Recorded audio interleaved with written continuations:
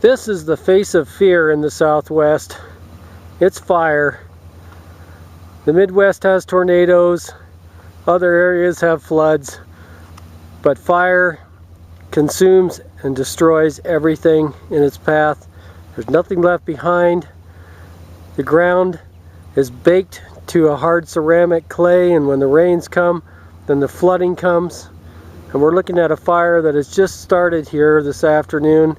I'm standing on top of Mount Nebo in New Mexico, looking towards the Colorado state line north here. The fire is actually probably about 2 miles beyond the state line. This is Highway US 550 north going towards Durango from the Aztec and Farmington area. And this fire has just broken out, and you can see that it is advancing at an alarming rate. And that's not surprising. From the weather conditions that we've had here are extremely dry. My own subdivision, I say we're one cigarette butt from being homeless, and I don't know what happened here. I know where this fire has broken out because I worked on this highway project, and there are a couple of houses out there on that side of the road. I'm not sure, there's some gas well activity going on over there too. So right now it's just a matter of conjecture of how it started, but you can see that it isn't anywhere near being contained. There are fire equipment personnel online at the scene, both above and below the fire here, and we've got a helicopter that just went over. I think they're probably trying to assess the direction of where the fire is going, and it's obviously coming up over top of the ridge, and it has spread. Now you can start to see some of these trees are maybe a little bit difficult to see in this video, and my hands are shaking because I ran up here.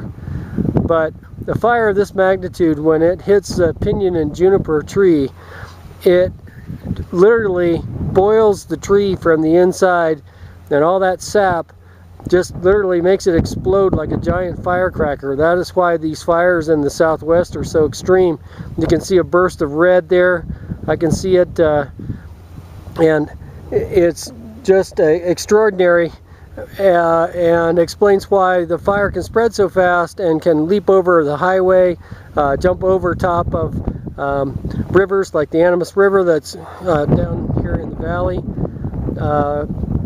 Probably about 1.5 miles from this fire is the State Line gas station. I don't know that there are any well sites here. It looks like there may be a couple here in the fire's path. Those are also a concern. You can imagine that if the fire gets onto a well pad and all that natural gas and the pipeline, what kind of consequences might occur. And we have thousands of gas well sites here in this area of northern New Mexico and southern Colorado. So this is just the beginning of the fire. I hope that they can get it contained, but from looking at the size of it now, I don't believe that anybody on the ground is going to be able to get up there and spray a fire hose. It's not that kind of fire, and so now we're looking at where can we let it burn to contain it. The wind is starting to pick up. You can hear it blowing now. That's not a good thing. Luckily the fire is down in a valley, but it is climbing out, and you can see from the white puffs of smoke, that's all of the understory burning off, all that dry grass and stuff like that. You know, you've heard of the Pope and you know, the election of the Pope, and whether there's, you know, white smoke and black smoke. The white smoke is the advancement of the fire. The black smoke is the larger fuels that are burning and will continue to burn, and can pose a large problem for flare-ups. So this is really rapidly getting out of anybody's ability to control it. You can see that we've got the rimrock country here, and there aren't very many roads to access these areas, which is why I'm saying that right now local fire authority is on scene, but I think it's rapidly going to become a BLM situation. There's no national forest here, and of course we've got a number of production companies involved in this area, and I'm sure that they have crews that are concerned right now that the fire might reach their facilities. So we may see some